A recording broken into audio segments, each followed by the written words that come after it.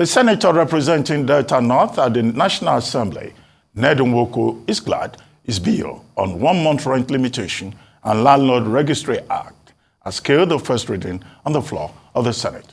The bill, if passed into law, will make it easier for tenants to pay rent monthly instead of 1, 2, or 3 years of rent payments currently being practiced in Nigeria. Meanwhile, as Senator Nwoko continues to push his bill at the National Assembly, it seems Lagos State government is already ahead with the decision on monthly rent. The special advisor to the Lagos State governor on housing, Barakato Dunuga Bakari, has disclosed that the state's monthly rental scheme will be enforced before the end of 2024 or early next year. She said the renter will be charged according to tenant earnings. More so, Senator Nwoko will be lending his voice to the ways and means of Nigeria's business and the arms-bearing bill for self-defense. Joining us now on the show is Senator Nwoko, the lawmaker representing Delta North Senatorial District. Good morning, Senator Nwoko. Thank you for joining us again on the morning show. Good morning, Ruben. Good morning. Well, Senator, let me ask you, to tell us the details of this proposed bill. Is it because that's how they do it elsewhere, say in Europe, or because you just want to defend the interests of tenants? What are the details of that bill? And how does it also protect the interest of landlords? Thank you, Ruben, and good morning to everybody. First of all, let me tell you my background in case you don't know, or some of you might not know. I spent over 35 years in England studying and working as a lawyer and traveling all over the world in the process. So I understand how things are done. So when I prefer a solution to the problems of Nigeria, I talk from an informed position. Over the years, some things that I've learned and I know that works elsewhere. For example, the issue about the payment of rent a year or 2 years in advance, or even payment of rent in dollars, that is almost like an abomination. But I'll come to that later, because that's part of the problem that we have. That I hope you give me the opportunity to dwell on. The issue rising from the rent payment is that it is manifestly unjust for anybody to demand for people to look for rent deposits or payments of 1 year or 2 years. Nigerians don't earn much. The salary scale of Nigerians is abysmal. It's not comparative with so many other societies. So where do you expect them to get rent, money to pay for 2 years? I mean, why do you have to put Nigerians through that hell? It doesn't happen anywhere else in the world. Again, as I said, in UK or America, it's just 1 month in advance. 1 month, only 1 month. And so anybody can look for any accommodation and be able to afford it. So it is as simple as that. If you insist that people should pay rent the way we're carrying on now, what it means that people have to lie to get that money. People have to steal to get that money. People have to do all manner of bad things to get that money. You've turned Nigerians into beggars. I know that, as a matter of fact, because I've had every day of the week, every month, there are a deluge of people making demands, and more than half of those demands are to do with rent. So I know. And the idea is to establish an agency. This agency will regulate and enforce any laws that will make about payment of rent. Not just the payment of rent, but also to do with the administration of those lease agreements or rental agreements. The fact is that for this to work, all properties in Nigeria must be registered, whether developed or not developed.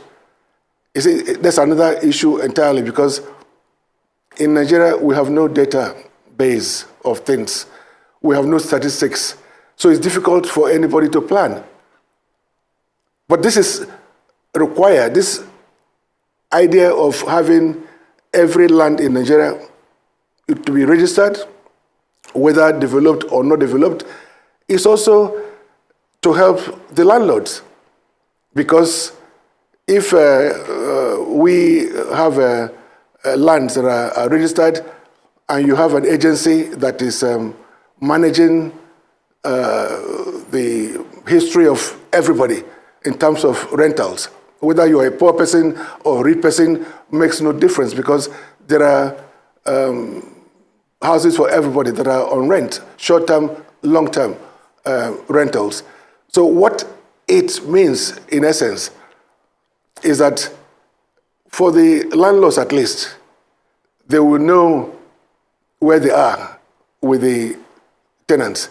And for the tenants also, it will be a relief that they have this limited obligation on a monthly basis. Everybody can look for money and pay on a monthly basis. But beyond that, I must say this, that the agency will also mandate or rather the law will mandate every landlord and every tenant to, within 2 weeks of signing the agreement, to register it with the agency. So you register your tenancy agreement with the agency. The same obligation that the landlord has is what the tenant has. And the failure to do this has some penalties as well. So we just need to start managing our society better. As it is now, everybody is just on their own. The landlords do whatever they like. The tenants are out there. And of course, this has multiplier effects if it is done properly, because most of the banks, lenders, at the moment don't lend. They don't lend because they don't know the history of the landlord, of the tenants who might want to take a loan to pay rent. The tenants are everywhere, but the bottom line is that there must be a record that is consistent, that is acceptable, that is verifiable across the country. When this is done, everything will fall into place. Okay. The landlords will be able to, receive their money from the tenants into an account where the taxman will also be able to determine how much tax is payable. Currently, no, landlords don't pay taxes arising from occupation of the houses. Okay. Okay. So governments are losing money. State governments, federal governments, they're all losing money because there are no records. So we need to have a credible system that will work for everybody. I just feel that this is a very, very important process because it protects the landlords, it protects the tenants, it protects the banks, Senator, it protects the governments as well, because governments have... Can you hear me, Senator? Yes, I can hear you. Very good. I mean, fabulous idea. Yes, love it. Yes. Love it, love it, love it. Very good. I mean, more than long overdue, I should say, for an idea like this, and I like it. But a couple of things I would like to put forward as other arguments I've heard landlords make. They say the reason why they collect this rent in advance is the fact that when you factor in the land and the cost of build for them and the attendant level of inflation, it takes about 10 years for you to get to a marginal level of return on your real estate. And because of inflation, they charge a year at least to be able to hedge inflation, to have the money at hand. And when you look at the inflation as it is today, the rate of things in January is not the rate of things today. So that's some argument they make. And that's one side of it. What would you like to see as regards that argument and the narrow way out? But secondly, should also, this your idea, should it also coincide, and probably is this something you want to take up, it should also coincide with taking up a bill as regards changing the Land Use Act. Because that's where the problem is. No property rights in this country. The landlords can be malleable with their land as much as they want to. Everything is still vested in the hands of the state. Is that something you can, put up for consideration and think through? Let's just think through it and have a debate this morning on that. Those two ideas. Well, look, the Land Use Act is another story entirely, and it affects all of us. So nobody is disadvantaged by it. All of us are in the same pool, as it were. So if my colleagues and I feel that we should look at it and review it, we will do so, particularly now that the Constitution Drafting Committee has been put in place and I am in that committee. So these are some of the things that we have discussed that might be at the front burner for us. But coming to the issue of how landlords can recover their investments in property development, that shouldn't be an issue. It shouldn't be an issue at all. Landlords have their investments, and let me just be sarcastic a bit here. A lot of landlords in Nigeria, how did they make their money? Where did they get their money to build those houses? Ask yourself that question. Have you ever thought about that? Majority of the houses in Abuja belong to people who are in government, directors, PAMSECs, and all the rest of them. So, they should be grateful that they had the opportunity to do what they've done, building those houses, and governments are not after them. And so talking about recovering an investment is not an issue for me. I am concerned about the consumers. My major thrust in all this is about the majority of Nigerians. The average ratio is about 50 tenants to one landlord. So let's focus on the interest of the tenants. They are the ones who are put through hell to look for money, to pay money in advance, money that they don't have. As I said before, they go borrowing, they go lying about but their the landlords too go situation. Borrowing to build them. But sir, with due respect, I know you were trying to be sarcastic. It's not every landlord. Yes, hang on a minute. It's not every landlord that depends on government money or steals government money to build houses. There are landlords too that they have debt currently in the bank. There are very few. There are real estate companies and there are landlords that have debts in the bank too. I mean, it's just to balance the conversation. There are those that have debts in the bank that they cannot recoup their money. I know that, but it's an investment. They've chosen to invest in that sector. It's just like those who invest in transport sector or invest in agri sector. So they have done those investments, but that does not mean that the larger population should also bear the brunt of what is happening. Of course, the economy is an issue. Yes, I agree with you.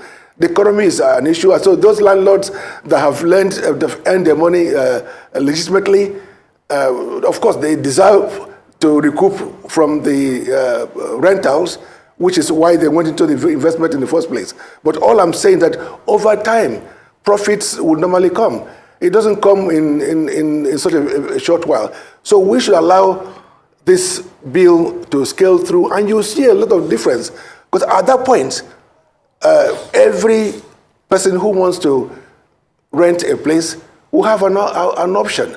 Just imagine the difference between raising 100,000 naira to pay monthly or raising 2 million naira to pay for a year's rent. So it is a lot of difference.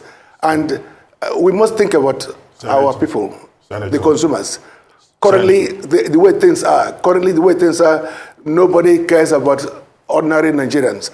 And that is why many people are homeless. Many people are homeless. Many people who are in their 30s are still squatting, living with their parents. Many people who are abused violently are unable to seek for an alternative accommodation.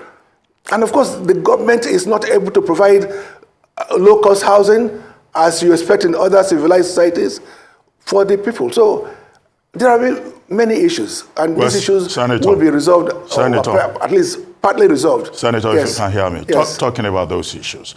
First, you are not alone in defending the interest of, poor people who need to have a right to shelter.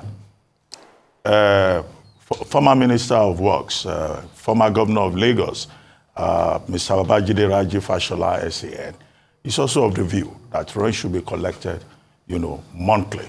And in any case, there are many houses that are unoccupied because people can't pay rent. The Lagos state government is also, working along that line. But there are issues that I want to draw your attention to.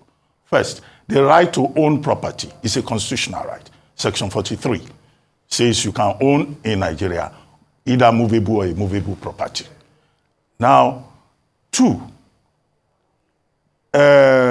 tenancy is a contractual agreement between landlord and tenants. So how do you legislate, relationship in a contract between two parties? That's one question. The other question is, okay, this proposed bill, existing law doesn't show that law of tenancy is under exclusive legislative list. That's why some states like Lagos have their tenancy laws. So you've talked about an agency. Now, how would that agency function? Is it going to oversee houses in all parts of Nigeria? Because that's one question. It's one thing to have the law. It's another thing to be able to implement it.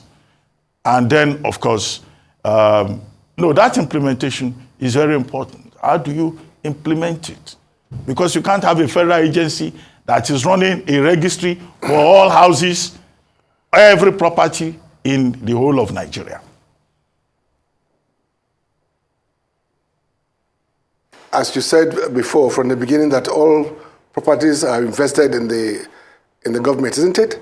So whether it's local government, state government, federal government, let's not be, bogged down with legal arguments as to whose right is it and whose entitlement it is to make those laws. Just like, take for example, the Debt Management Office. Debt Management Office is here in Abuja. It's a federal government agency, but also after the creation of Debt Management Office here in Abuja, they have encouraged every state to create their own Debt Management Office, and they work hand in hand. There is no problem about this because land is land in Delta or in Lagos or in Maiduguri. What we just need to do is to regulate the way things are done. And once a federal government agency, takes the lead, other agencies that will be put together at the state levels will follow suit. They will all work hand in hand to make this possible for the interest of the people. And of course, your other question about whether, or rather, you were asking about how the law will be implemented. Law can be yes. Implemented. Yes, it is very simple. And also, how does the government come into private contracts? Look, government is government. Government regulates everything. Just because we live in a quasi-liberal society doesn't obviate the fact that everything should be regulated. Everything should be regulated to the extent that it protects the interests of the people and for the people. I mean, every government is there because of the people. So if you don't regulate any sector, you are creating problems for the people. Whether it's the tenancy, land and tenancy sector, whether it's the aviation sector, there are regulations, and those regulations are needed to make things easier for everybody. If you don't regulate this sector, what you're asking is some kind of anarchy. So a landlord can wake up and go to the tenant and remove the roof and say, you've not paid the rent, you must go. Or the tenant will say, okay, I'll go, but I'll burn down the building. So there has to be some regulation that is for the interests of both parties. I mean, when I talk about both parties, the landlords and the tenants. Okay, Senator, let me just ask a follow-up question, and it's as follows. One, many of these landlords may be faced with a situation whereby you will have a tenant. Government has not paid his salary. This is the month of March. Many people have not received salary for February. Some have not even been paid for January in the month of March. So you have your property, you put tenants there, you expect them to pay at the end of the month. They come to you and they tell you that government has not paid them. What should the landlord do under such circumstances? If the landlord takes them to court, under existing tenancy laws, it will take maybe about 10 or 12 months for the landlord to be able to evict that tenant. So the man will have his property because there is a law that says only collect at the end of the month. The same government that is regulating has not paid salaries. If government wants monthly rent, should we not be looking at government doing low-cost housing? Government can build houses for the poor, give them apartments there, and collect their rent on a monthly basis. How about that, Senator? Mm-hmm. Ruben, you talk like a landlord. You talk as if you're an advocate for land and property owners, and this is crazy. You know, somebody like you should be at the forefront of advocating for the masses. You know, not for elites like yourself. You know, this is the problem, Ruben. I can tell you this immediately. The landlords are more comfortable. The average landlord has one or two properties. But this is why this agency that I'm proposing is so important, because part of the requirement is that there will be a court. There will be a court established to deal with tenancy matters judiciously and expeditiously. You know, so the issue of a matter being in court for 12 months or 2 years or 5 wouldn't arise, because those courts are there to dispense justice as quickly as possible. It is actually part of the proposal, and because I had foreseen the difficulties in prolonged litigations. So what we need to do, let me repeat again, is for government to regulate this sector. This sector is not regulated at the moment. That's why you see some highbrow property owners asking for rent in dollars, for example. That is surely illegal. That should not be condoned nor encouraged. Okay. And this also, of course, I wish we could talk about the economy more, because property is a huge part of the economy. On average, I think the income from properties and the tax therefrom from the rentals should be no less than 10% of the GDP of any nation. But in Nigeria, this is hardly the case, because most landlords don't declare their tenancy income from tenancy arrangement, because there are no regulations really to this effect. Okay. So there are many benefits in trying to put this together. Okay. So, Prof, I said Prof, Senator, Lagos is way ahead. There's something called the land use charge, sort of like a tax on your land and your real estate in Lagos. That one applies. So there's some tax regime and all of that. But Dr. Bat is not talking and I'm speaking for him now because I know he's not talking because he doesn't love the masses. But we are looking for practicality. You should speak for yourself, my friend. No, we're looking for practicality of solutions. And that's why I was asking the questions too about hedging against inflation by the landlords. I mean, I want everything well for the poor man in the country. But we must also look at practicality of those that invested their hard-earned money. And if you talk to some landlords, those that took bank loans, that are dying of high blood pressure now as we speak. And they are landlords too. And those are those I'm speaking for to be able to balance this conversation. Can we also suggest an unexplained wealth act that says that most politicians that build homes they can't account for, the homes should be taken from them and given as mass housing for poor people? Is that not another solution? Because we have a lot of unexplained wealth and unexplained real estate. Just like Britain proposed in 2017, taking house from unexplained wealth, foreign money, Russian money, and all of that, and use it for mass housing for poor people, so that at least most of the homes in Ikoyi that are empty will be filled up by poor people. Well, I agree with you entirely, with what you've said, but it's all about ideas. Let me just tell you something that I strongly feel about. Over the years, you've seen how properties are bought and sold abroad. Properties are generally bought and sold through mortgages. So there are records of every deal, records of every transactions, records of who is who, everybody. We don't have that in Nigeria. So the first thing we must do, as I said before, is to have a registered register of all properties, whether developed or not developed. Yes, I see what you're talking about taking properties from people who have stolen money and all that. That again is something that should be done. I rule out nothing. You know, I will encourage any such thing. However, I think the best approach at improving on our economy is to make it possible for people to have mortgages to buy properties at a very achievable rate, acceptable rate. So, for example, in most countries, the interest rate is about 3%, 4%. So people can borrow and pay their mortgages as and when due. And if we are able to do this, this means organizing or reorganizing the banks and getting the CBN to make sure that we have a rate that is acceptable to or payable to everybody. You know, as I said, not more than 3%. When this is done, what happens next is that there will be more property owners.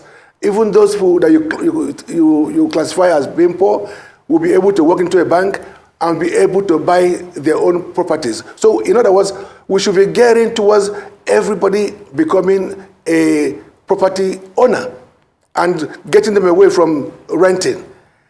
If this is achieved, you will see that more people will be happier. More people will become property owners. More people will even be able to, borrow more or use those properties as collaterals to borrow. So, yes, you're right about the possibility of Unexplained Wealth Act. I think something we should pursue. But I am even more concerned now about how we can make more people to become property owners. And this can happen if we have low interest rates. It is very wrong for CBN, for example, to put an interest at 25 or 26 last week. You know, you can't control inflation in Nigeria by imposing too much interest rate. Who are you trying to help? That is the wrong solution. You know, people use interest rate generally to contain expenditure, but people are not spending because they don't have the money. So the normal economics theories do not apply in Nigeria here, and that is actually a very, very bad thing to do. It's as if that pronouncement was just done for the benefit of a few elites, but not for the masses. You know, you don't increase your interest rates to improve on your economy. You don't do that, not in a Nigerian liberal economy as we have it. Well, sorry, I've gone into some other issues. Yeah. Senator, well, the debate has already started. I think this is a very interesting subject, and there will be many Nigerians too who would like to contribute to the conversation. But we'd like to thank you very much for joining us on the morning show.